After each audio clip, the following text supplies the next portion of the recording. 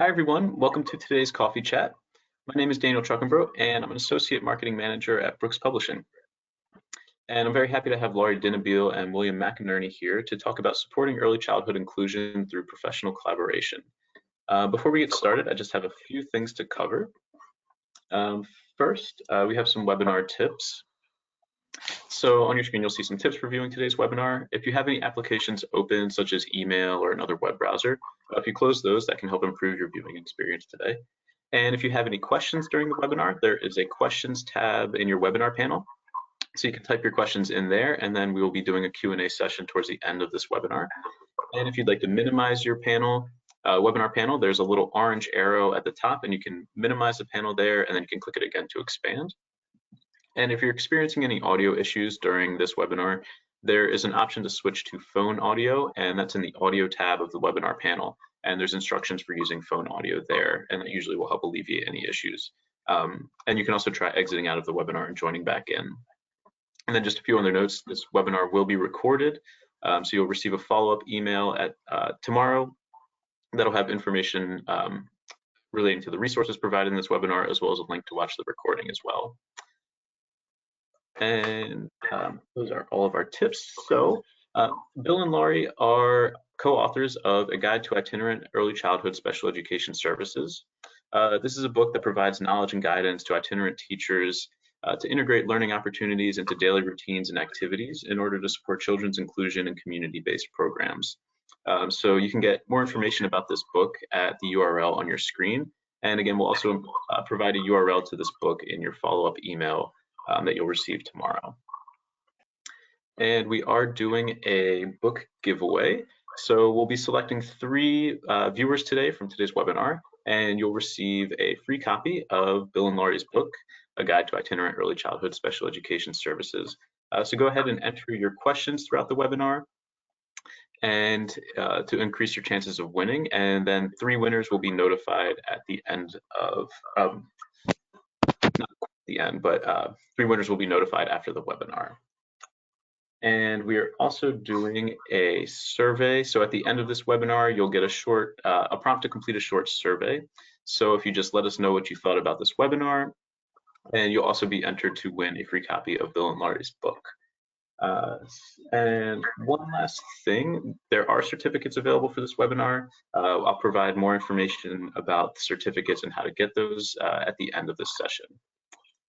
So without further ado, I'll introduce our presenters. Dr. Bill McInerney is a professor of special education in the Judith Erb College of Education at the University of Toledo in Ohio, where he teaches graduate level courses in the early childhood special education area. And Dr. Laurie Dinnebeil is a professor at the University of Toledo in Ohio as well, and holds the Deso Erb Chair in Inclusive Early Childhood Education. Dr. Dinnebeil teaches a range of undergraduate and graduate courses related to early childhood education and early childhood special education. So Bill and Laurie, thank you so much for joining us today. Great, thank you, Daniel. A quick apology, for some reason my webcam isn't working today, so we decided to do this with voice audio only, so I hope you guys don't mind. Here are our goals for today. We hope that after leaving this webinar today that you all will have a better understanding of the steps in the consultative or coaching process and how you can use them to support early childhood educators in inclusive environments. We also hope that you'll learn about tools and resources that consultants or coaches can use to support the implementation of evidence-based strategies between their visits, and discover tools and resources that can help evaluate the effectiveness of coaching or consultative partnerships. And then finally, we want to review some common administrative and logistical issues that can affect the success of coaching or consultation in early childhood settings. So we base this work that we've done, that we've spent a number of years doing, on the importance of inclusion in early childhood education. And those of you who are familiar with DEC's position statement on inclusion will recognize this term or these words.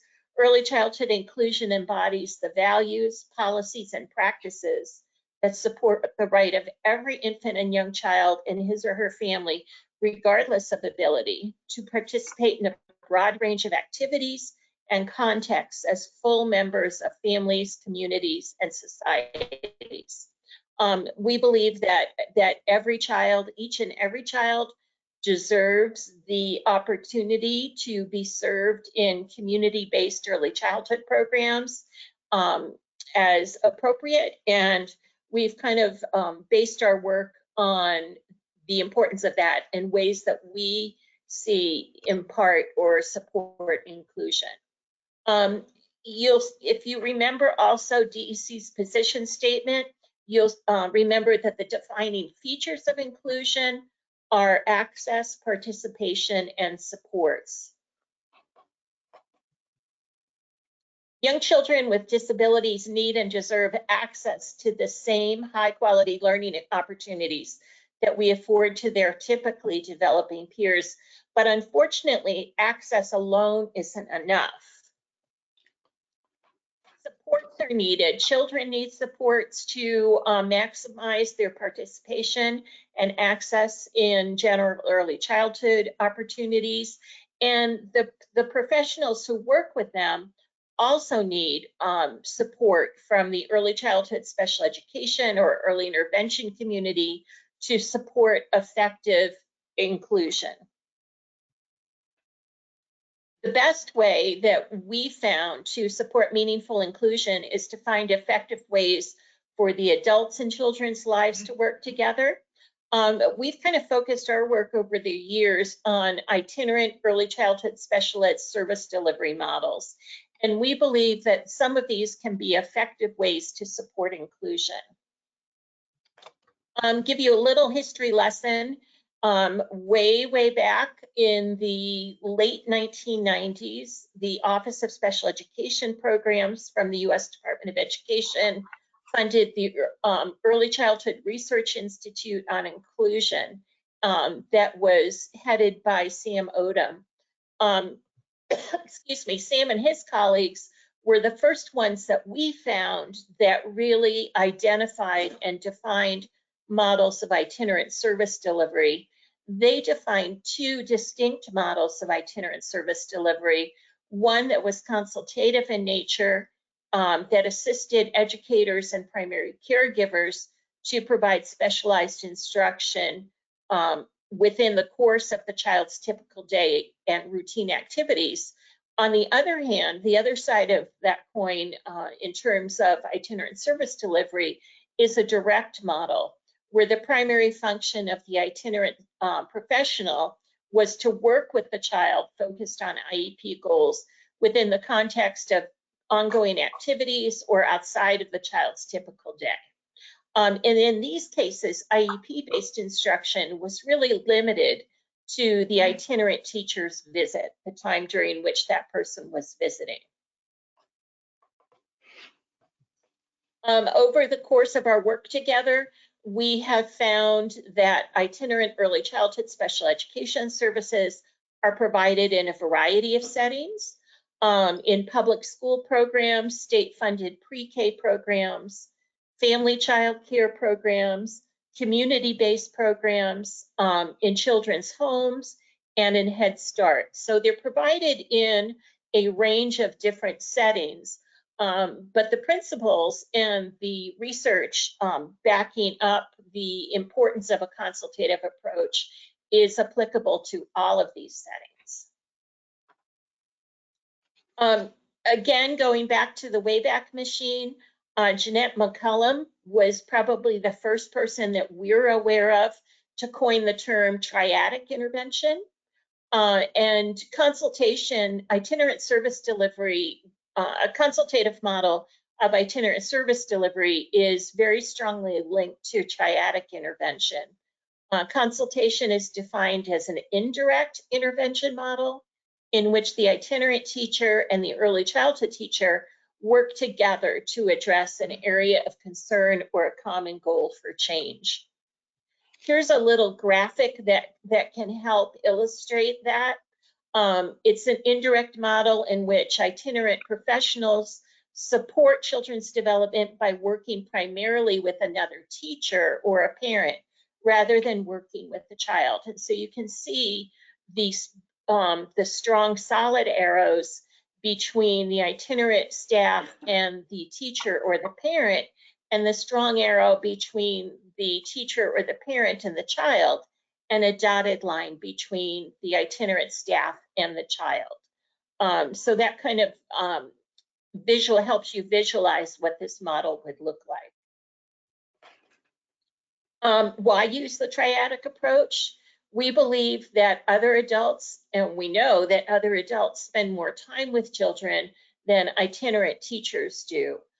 In fact, in our research and work across the country, we found that most itinerant teachers probably spend about an hour a week visiting a child in a classroom.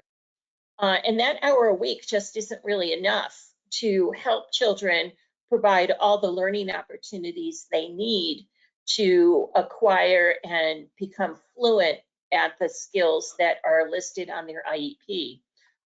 This practice, a triadic approach, is consistent with what we know about the benefits of distributed instruction. Distributed instruction is a topic for research that looks at the benefits of distributing instruction across time and settings versus massing instruction or doing kind of mass trials of instruction or intervention within a single point in time. Through a triadic approach, the itinerant early childhood special ed teacher can help the early childhood teacher do what she does best, better help the child learn and reach his or her goals. This is actually Bill's slide, but I get to present it today. And we, years ago, when we started thinking about this model and thinking about an hour a week, if there was enough magic in the itinerant teacher's tool bag to make a huge difference of direct instruction within an hour a week, it would probably be more effective in terms of service delivery.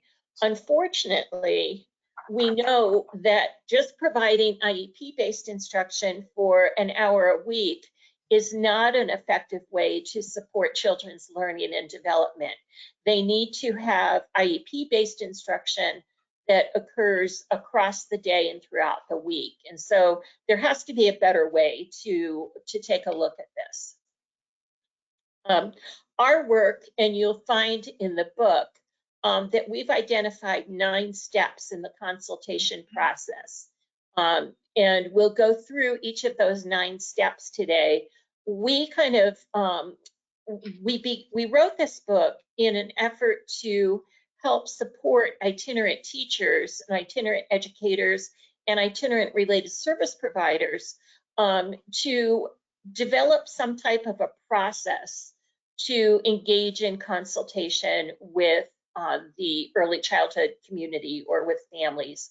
One of the things that we found early on in our work was that itinerant teachers, they may have a title of itinerant teacher, but there really wasn't any kind of job description.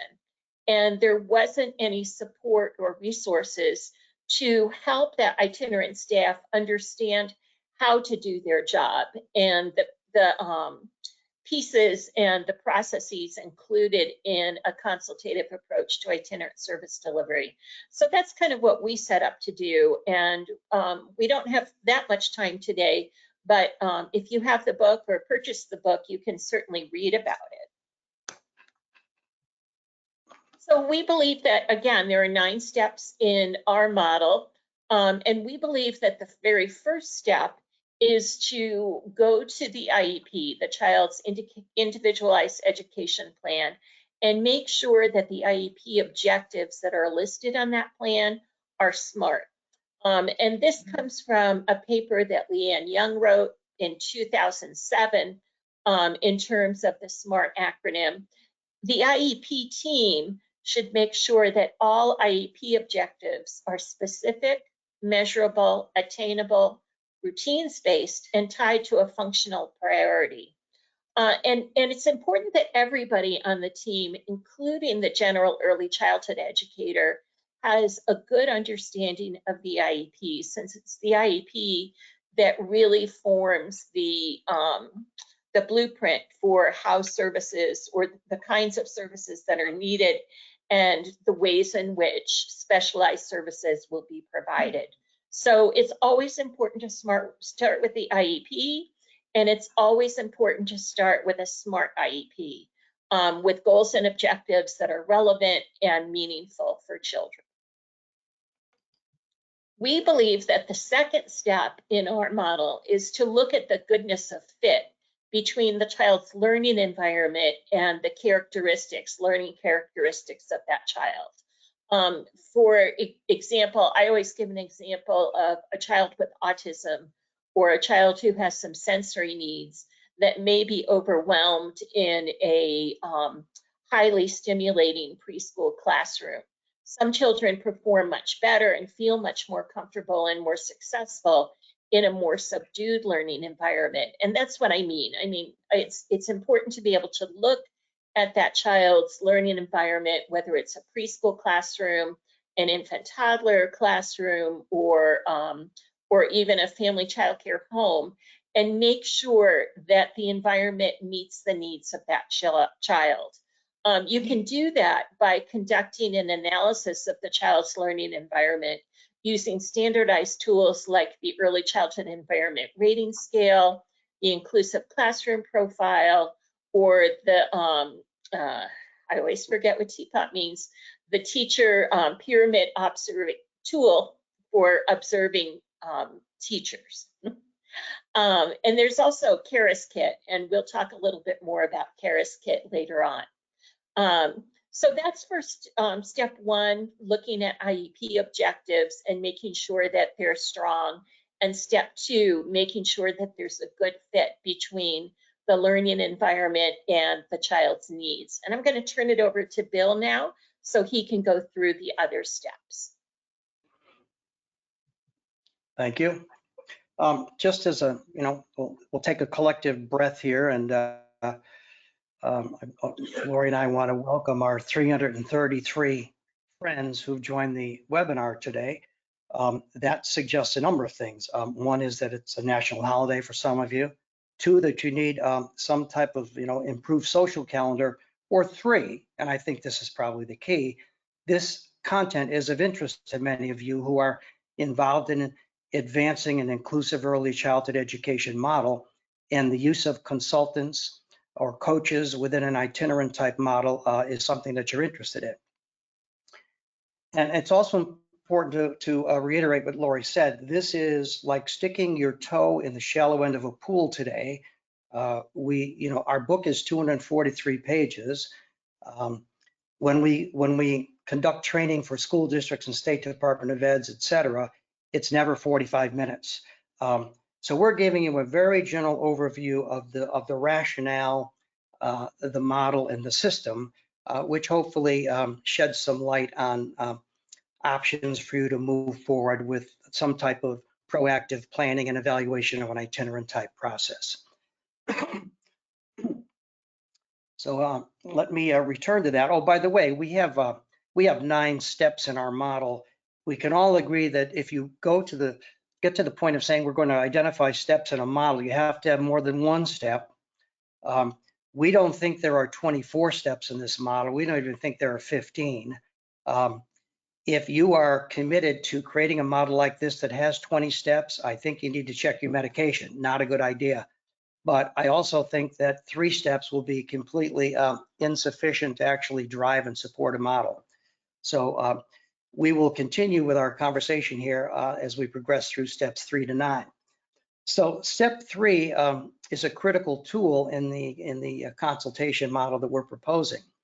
And in this particular case, the team, whether that is the special ed teacher, the general ed partner, the related services professional, the parent, the on-site administrator, whomever constitutes the team, agree on what are the priorities of this child's IEP, which particular objectives at this particular time are important to move the child's social integration forward, to prepare the child for immediate transition to kindergarten, or to replace inappropriate, ineffective behaviors with more appropriate behaviors. So some conversation about modifying the intensity or identifying the mode and intensity of instruction for these IEP objectives. And we'll talk about that in just a little more detail in a bit. Next slide, please.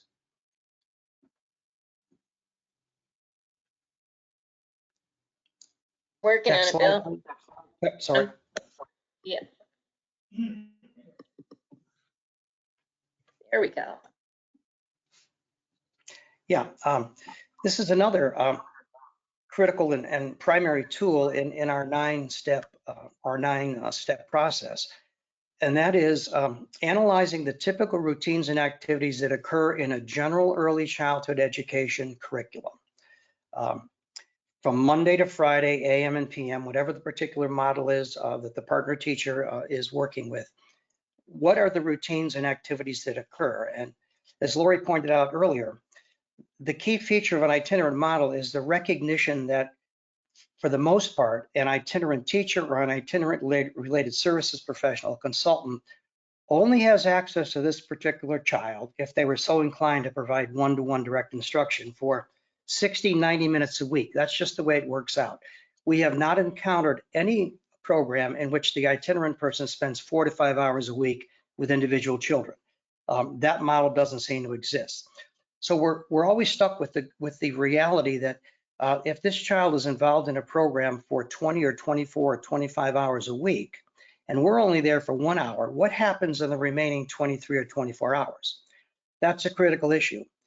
To the extent that the general ed partner teacher has no real idea of how to address IEP objectives, when to address them, and how to address them, she becomes less of a partner in supporting this child's development. So that's the key feature, the systematic transfer of knowledge and skills to the partner teacher so they can address these priority IEP objectives effectively and appropriately during the time that the itinerant teacher or related services professional is not in the early childhood classroom. So this step allows us to take a look at what the culture of the classroom is, to look at what specific routines and activities we might negotiate together that might be an appropriate platform to address the child's IP objectives, and then to decide exactly during which activities are we going to address this objective, and we'll eventually move on to the point of how to address the objective. Next slide, please.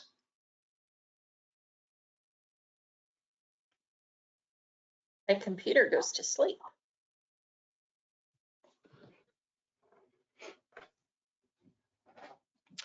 So once again, when we have looked at the early childhood classroom or general education childcare curriculum or the home environment to look at typical routines and activities, we have made an attempt to match some of the critical IEP objectives to opportunities to teach during those activities or routines. The next step is to match that with an appropriate evidence-based practice.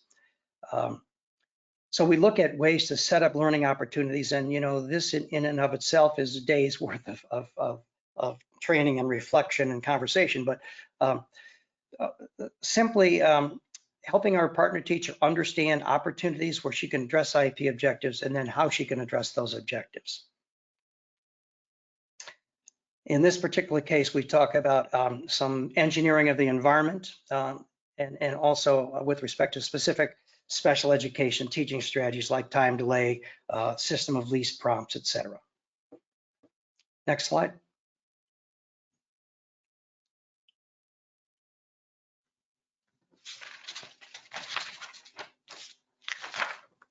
Sorry. It's okay. Gives folks a chance to have a little sip of coffee or make a note.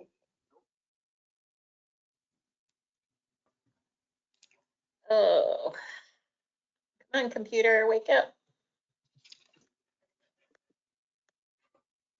There we go. There you go. Step 6 is identifying progress monitoring strategies, which means once we work with our partner teacher to identify when there are opportunities to address these IEP objectives, how to address these IEP objectives with respect to specific strategies, whether they're instructional strategies or related services, intervention strategies. And then the next step is identifying how we can measure the child's responsiveness to these particular instruction or intervention strategies, how to monitor the child's development. So in this step, we work with our partner teacher to identify realistic. There's a reason the realistic is italicized. Realistic options for monitoring, which, the dreaded data collection terminology. But the point being, for those IEP objectives that are critical and are the focus of our intervention, how can we make sure that the systematic transfer of this knowledge and skills to our partner teacher is resulting in the child demonstrating progress? Next slide, please. There you go. Engaging in ongoing coaching or consultation. This is now the key feature. This is the process through which knowledge and skills are transferred to a partner. This is not a new concept. This concept has been described as role release and goes back to the early 1980s in terms of the relevant literature. And what we're doing in this particular case is helping the teacher understand how she can actually use the specialized strategies, strategy that's been identified as being effective in addressing this IEP objective. We do that through the use of implementation checklists, which are step-by-step print or visual or other types of basically a sequence of the tasks the teacher needs to engage in to deliver this particular instruction in an evidence-based manner.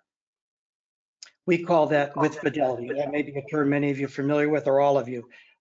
That's the key feature. Not only does our partner teacher understand what this particular special education strategy is to address this objective, but she's able to do this with some fluency and in the appropriate sequence and in the appropriate cadence, so to speak, with Fidelity. Next step, please. Next slide, I mean, both. This step, we talk about how would we monitor the use of the teaching strategy in the classroom routines. So this is a checklist. Once again, this is the point where we work with our gen ed partner teacher or child care provider partner, and we help the partner teacher provide us with information so that we can be sure that in our absence, she is in fact addressing these objectives with these particular strategies. So once again, a self-monitoring process where the partner teacher can keep track of her effectiveness in executing these special instruction strategies and attempting to address IEP objectives during the day and throughout the week. Next slide, please. And the final holistic evaluation occurs with evaluating the success of the teaching strategy and actually in a bigger picture, the whole consultation or coaching process. So in this particular step, the final step in the 9-step process, we look at the overall effectiveness of our ability to transfer skills to our partner, transfer appropriate knowledge to our partner, her awareness of key IEP objectives, her facility in addressing those IEP objectives during typical routines and activities, and her fidelity in using specialized strategies to address these objectives. It's all manifested in the child's movement towards attaining his IEP objectives. Next slide, please.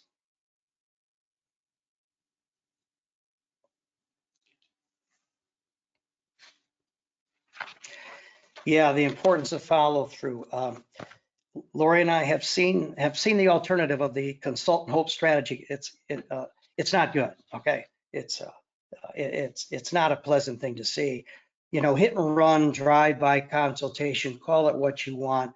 You know, we all have to work with the resources that we have, but our recommendation is, along with Wilkinson in 2006, is that these consult and hope strategies are typically ineffective. So, you know, we're providing an alternative.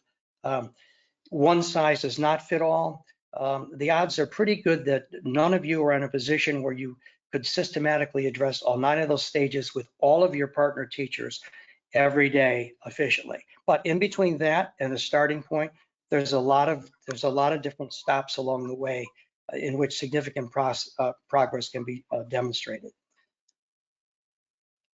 And Bill, I'm going to interrupt. I think one of the other things to kind of think about in this is that when we talk about a consultative approach to itinerant service delivery, we definitely focus on the importance of being explicit and being intentional. We've worked with too many itinerant teachers who may say that they're going in to demonstrate or model strategies for the teacher, but unless the teacher has the same understanding, it may or may not be an effective strategy. So, you know, if the itinerant teacher is going in and saying, well, I'm modeling how to interact with this child during center time, the early childhood teacher might just think that, well, the itinerant's just playing with the child. And unless there's this explicit and joint understanding that the importance of that moment is to watch and then be able to talk about the strategy after the fact, then it's not going to be as successful as it might be.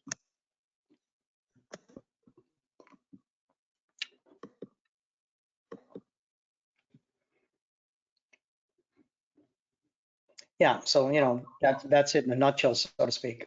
If itinerant consulting coaching personnel can support a preschool partner's or a childcare partner's use of focused, specialized strategies to address the child's priority IEP objectives,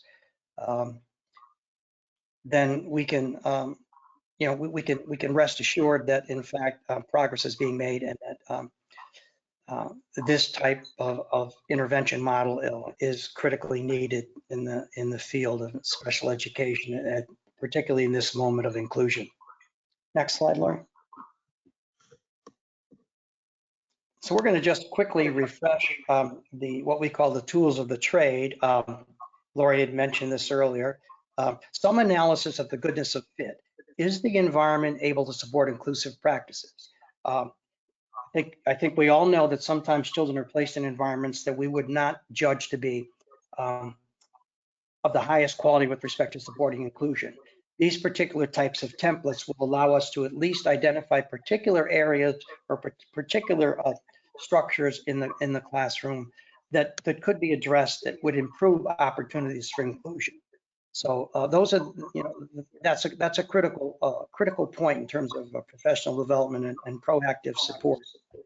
Is looking at the quality of the environment and opportunities to improve that, so there's a better match for inclusion and maximizing the success of inclusion. Next slide, Laurie.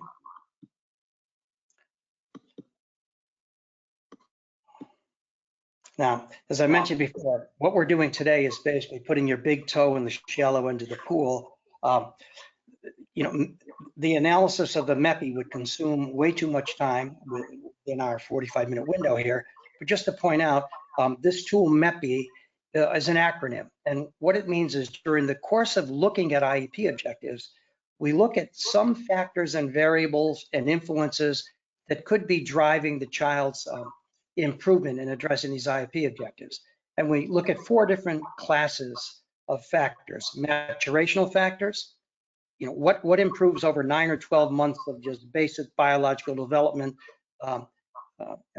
interacting with opportunities for practice.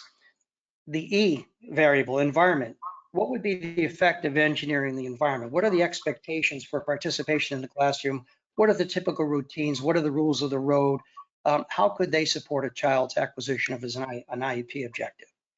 P is for peer mediation, which I think over the course of my career is perhaps the most neglected variable in the inclusion mix. And in this particular case, we're talking about, can selected peers be recruited to systematically support the child's development and addressing some of these IEP objectives? And the I level is intensive. What direct interventions are necessary in order to address key variables that can't be delegated to maturation, environment, or peer mediation? But this is a process of looking at IEP objectives and making rational decisions about time and effort allocation. Next slide, please.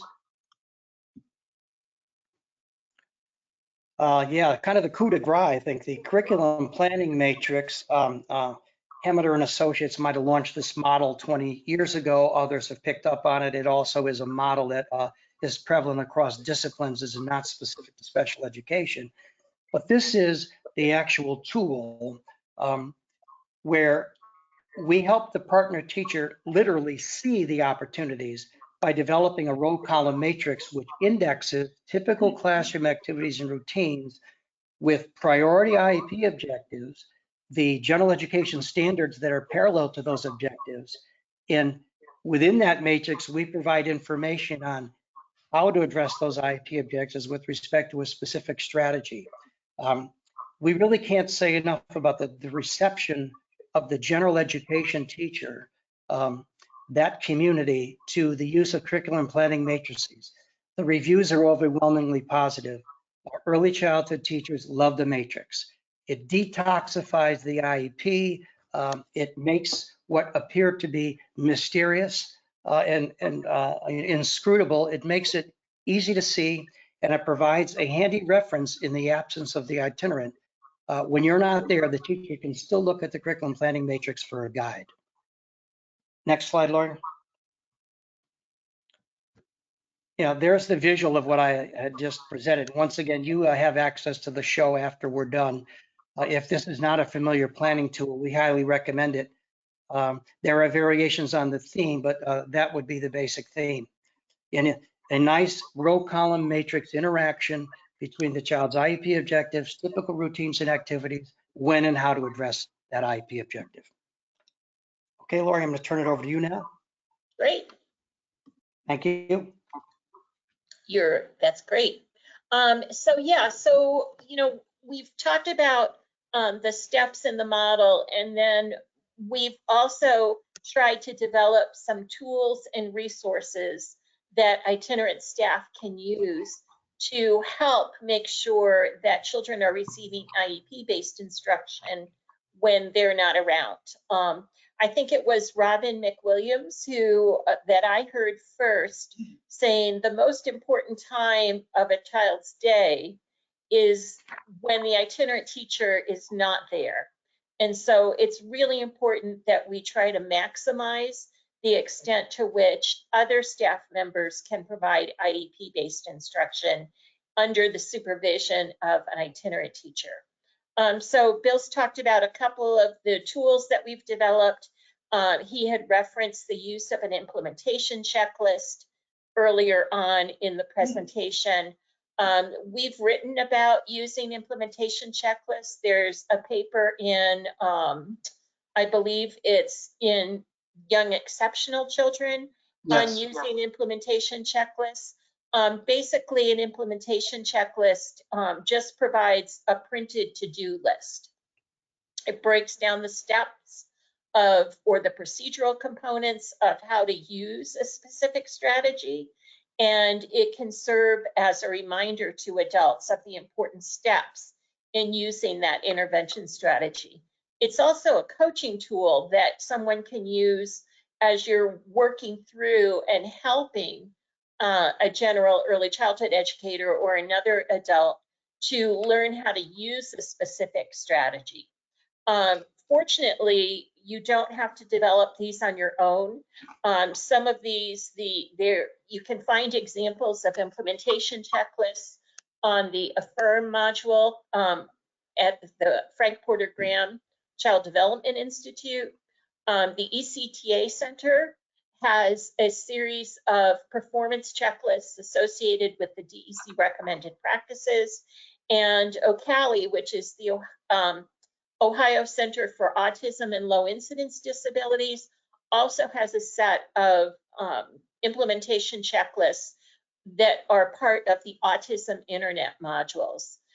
You can search for any of these in whatever browser you're using and come up with them. I believe with the Affirm modules and the OCALI AIM modules, you have to register in order to get access to them, but then you have free access.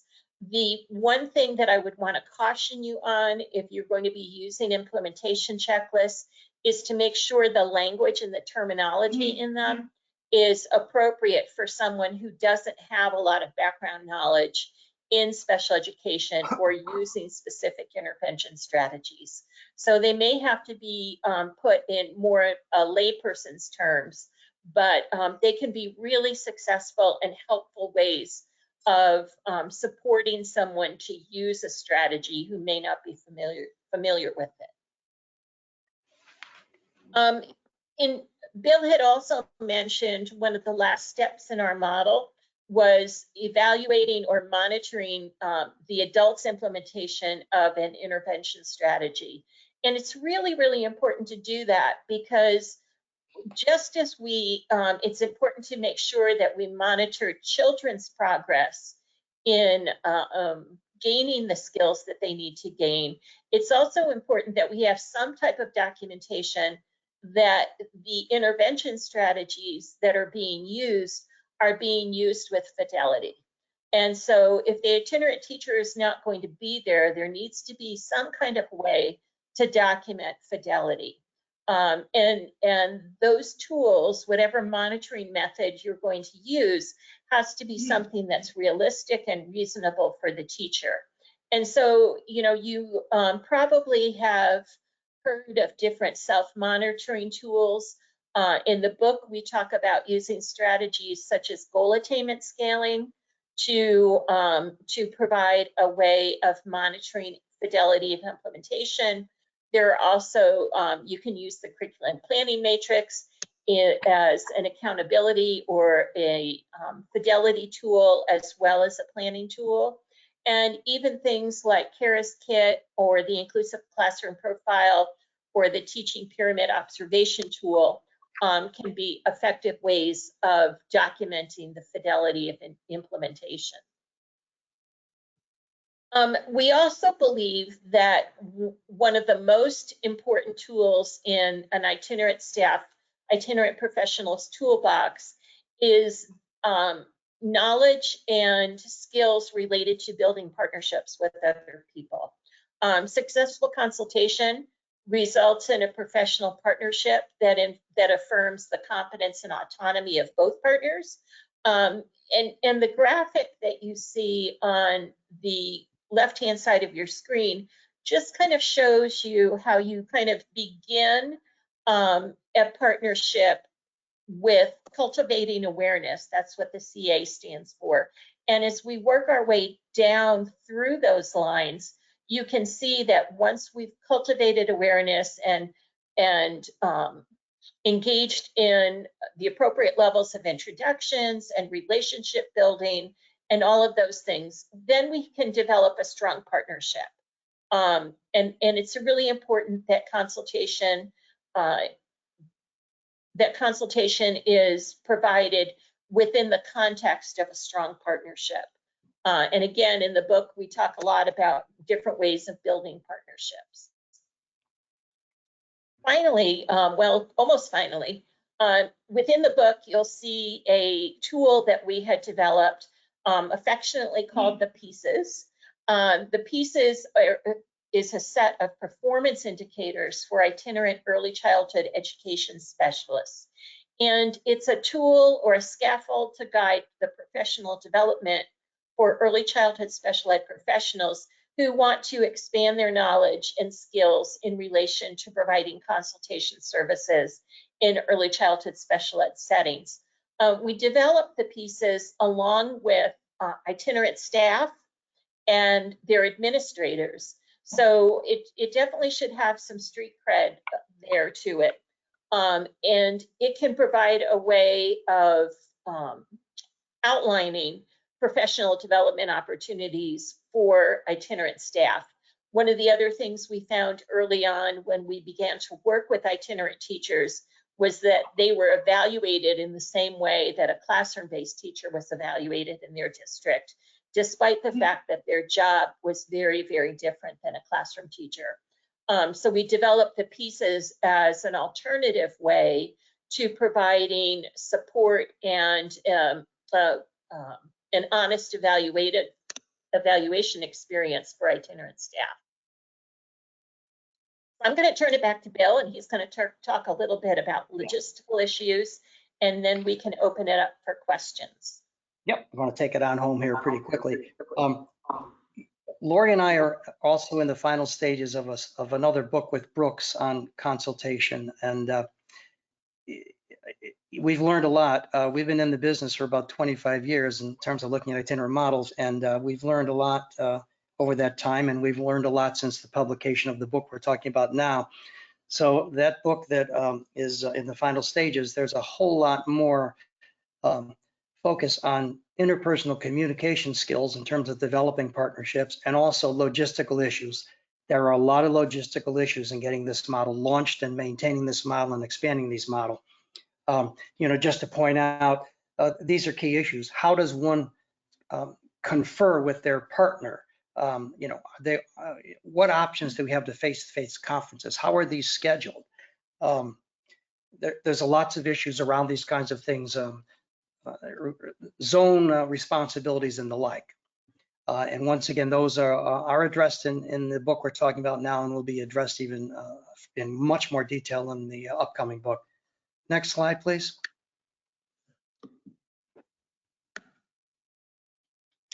Yeah, administrative support is always important, and this is just a sample of some completely obvious tools that should be used in an itinerant model, but in some cases we do stumble across some districts that have overlooked the idea of creating formal memos of understanding with partner sites, or creating public information material that describes the consultation or coaching model, and just generally dealing with some administrative issues that will smooth the path to consultation considerably.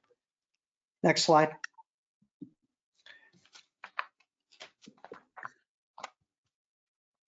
This is just a peek at a couple of tools that have to do with the actual maintaining logs, so to speak, of what I did in this consultation session, where this is headed.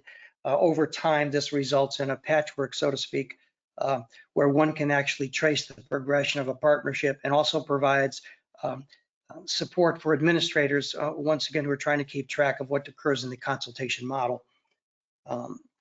Next slide, Laurie. We're going to take it all the way through here.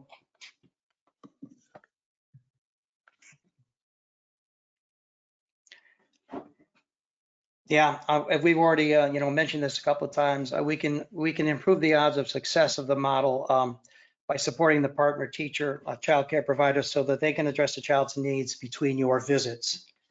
Next slide, please.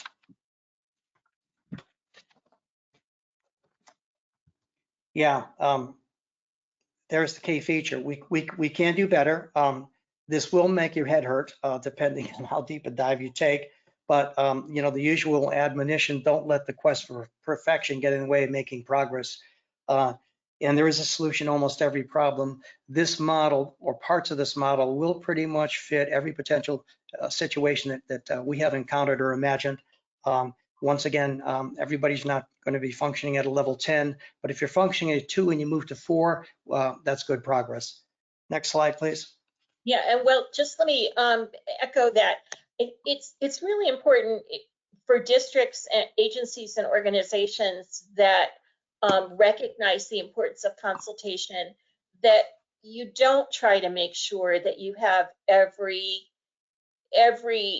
T crossed and I dotted. As Bill said, start on a small scale and work your way up to perfection, but don't stop. Don't keep admiring the problem without doing anything about it.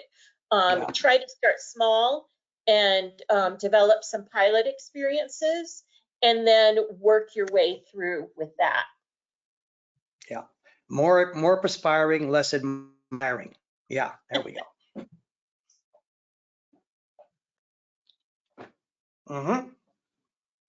And we have, just so people know, we've provided professional development experiences for school districts and states across the country, and we'd be interested in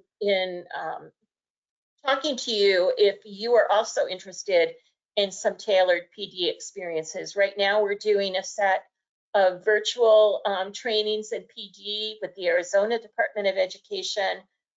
We've done multi face-to-face meetings across the year with Pennsylvania and Rhode Island and in Baltimore and many other places. So we'd be interested in hearing from you if that's something that you'd like to learn more about. Yeah. But we don't do 1 hour sessions. Right. For all the obvious reasons. Right. All right. So Close to the let's end. see. Before we go to the last of the slides, anybody have any questions? I see in the chat something about Robin McWilliams resources. Again, we've learned an awful lot from Robin, and you can too, about resources that people need in order to support inclusion. All right. Well, thank you so much, Laurie and Bill, for the fantastic presentation. We did receive quite a few questions in our chat box, so we'll try and work through a few here. Okay. So we did receive a question from a listener that was asking, with inclusion, do you have any examples for modifying a classroom environment to meet the needs of all children in the classroom? Sure. In terms of modifying environments, I think Kara's Kit, which is the Division of Early Childhood, has published Kara's Kit, and I think Brooks also has a one of the Kara's Kit tools. But Kara's Kit is a wonderful way of putting concepts of universal design for learning into action. And I really like it because it takes an approach that focuses on what's the least intensive amount of curriculum modifications or adaptations that we can make that are going to be successful for children, and kind of moves along that continuum between least intensive to more intensive. And it's a very systematic way of looking at routines and experiences that children have success with, as well as routines and experiences that challenge kids, and helps teachers and staff work together to identifying some reasons why children might be having challenges in the classroom and come up with some possible solutions. Yeah, there's some macro modifications and then there's micro modifications, but yeah, there's a lot of things that can be done to change a classroom environment that will support IEP development. Great, thank you, Bill and Laurie. Oh, sorry, go ahead, Laurie. I said, I hope that answers the question about that. If it doesn't, please feel free to email either one of us. Yeah, there are actually concrete answers to questions like that, but once again, it would take a while to respond about how to, reorient your centers, how to store materials, what kinds of containers, where materials are kept. Are materials immediately accessible to children? Do they require children to interact with adults or peers to secure materials? There's all kinds of ways to modify the environment that support inclusion. Yeah. Let's see, we have a few listeners that were asking, do you have any recommendations for observing and providing consultation for early childhood classrooms virtually now during the times of COVID? Whoa, wow. That's what I have to say about that. My hat's off to anybody who is providing education and support to kids with disabilities or any child within these types of environment. It seems to me that the advances that we have in technology now, in terms of accessing quick videotapes or doing Zoom calls in which the itinerant teacher can observe what's happening in a classroom, could be something that could be an effective way to go. Bill, what do you think?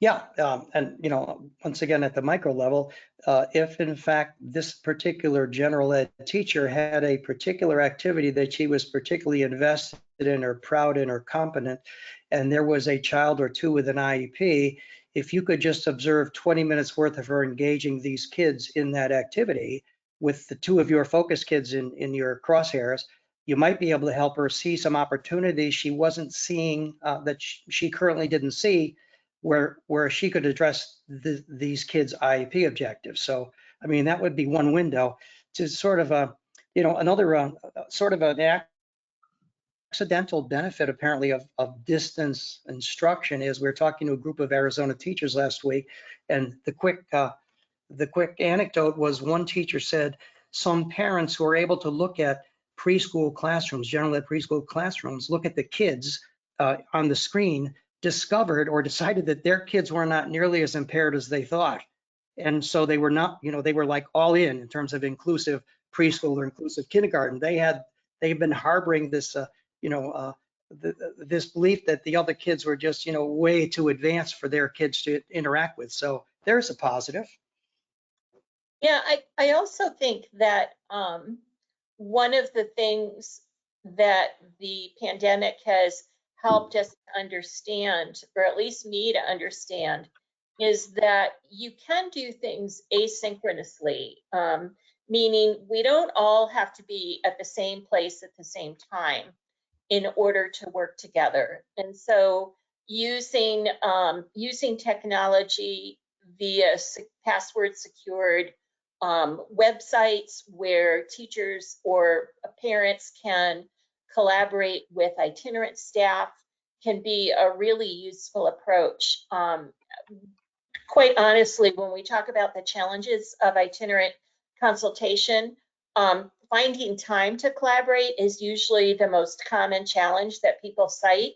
And so, when you can't be there face to face with a person for an extended period of time, using things like email or discussion boards or texting or video can be really good alternatives. Yeah. Yeah, despite all the challenges that this pandemic has brought, there's certainly a few silver linings. Let's see. We have a few listeners that were also asking if you would ever recommend that a student be taken out of the gen ed classroom in order to learn and master a skill before being brought back into the gen ed classroom. Sure. Bill, do you want to go first? Or? I would just say, without specifics about the child and the context, it would be hard to say. But let me say this, that we have had some very strange special education models. For example, classrooms in which all the kids had severe communication disorders. Waiting, it's like if you know the play Waiting for Godot. The question is, these kids were ostensibly in there to prepare themselves for inclusion. Nobody else in the classroom had any normalized language models. So you got to scratch your head and wonder, what are these kids supposed to be learning in this particular environment? So without understanding what this behavioral skill is, is it an aggressive skill? Is it just a withdrawal type skill? Is it a focused persistence type preference for a single center in the classroom? I don't know, but I think in general you have to look very carefully at the context and what factors in that inclusive classroom might be supporting this child's development. And remember that providing services in community-based settings is just one component of the least restrictive environment. So, districts have to provide a continuum of services. There is the possibility that a community-based setting is not the least restrictive environment, that's not the most appropriate for children. And I know we're approaching 3 o'clock, but the other, another point to kind of think about is that sometimes when children are acquiring or in the acquisition phase of learning skills, they may need some specific focused instruction in how to do something like tying your shoes or doing something like that. And in those cases, you may need to provide that. But in other cases, most of the time, children just need opportunities to practice and to generalize. And when that's the case, I think that it's you can feel very comfortable providing that through a consultative approach to itinerant service delivery. Yeah. Great. How about Oh, sorry, go ahead, Bill. Can I just make a summary comment quickly that if you're moving towards a consultation, coaching, itinerant service model, this book provides some guidance. There are other models as well, but the point being, other people have already made your mistakes. You don't have to repeat that. There are procedures that you should follow or that you should strongly consider in moving forward. There is a system, there is some logic. There is a template and there are some resources. It's in your best interest, I think, to give that some consideration and not just roll the dice in terms of just rolling out consulting services. Yeah, absolutely. Okay, so we have hit our 3 o'clock mark, but I think we did cover most of the questions submitted. So I just have a few things to wrap up this presentation with. So certificates of attendance are available to everyone here and all of our recorded viewers as well. You can access those at the URL on your screen, or you can also download those directly in the handouts tab of the webinar panel. And you can also get this URL from the slides and from the recording that you'll receive tomorrow as well. And then just a few quick reminders. You'll receive a prompt for the survey at the end. So again, if you can just let us know what you thought about this survey, we love the feedback. You'll be entered to win a free copy of Bill and Laurie's book. And we are also offering a discount to all of our viewers today. You can save 20% on most Brooks products at brookspublishing.com. Just use the code COFFEECHAT when you're checking out and you can save 20%. And if you are looking for additional professional development opportunities, we have tons of coffee chats. We are starting to wrap up our fall season, but we're planning our upcoming spring season for next year as well. So we have plenty of recorded webinars and a few more upcoming for this season. So you can check those out at the URL on your screen. And if you need additional COVID-19 resources, we've put together a range of recommended reading, downloadable resources, and other professional development webinars. And those are available on the URL on your screen. And again, you can get these URLs from the slide handouts or the recording that you'll receive tomorrow as well. So with that, I'd like to say thank you to all of our listeners today. And another huge thank you to Bill and Laurie for this fantastic presentation. Thank you guys so much. And thank all of you for joining us, and best wishes out there. Hope everything improves for all of us. Yeah, absolutely. Absolutely. Enjoy the rest of your day, everyone. Yeah, Yep, thank you. thank you. Bye. Thank you. Bye.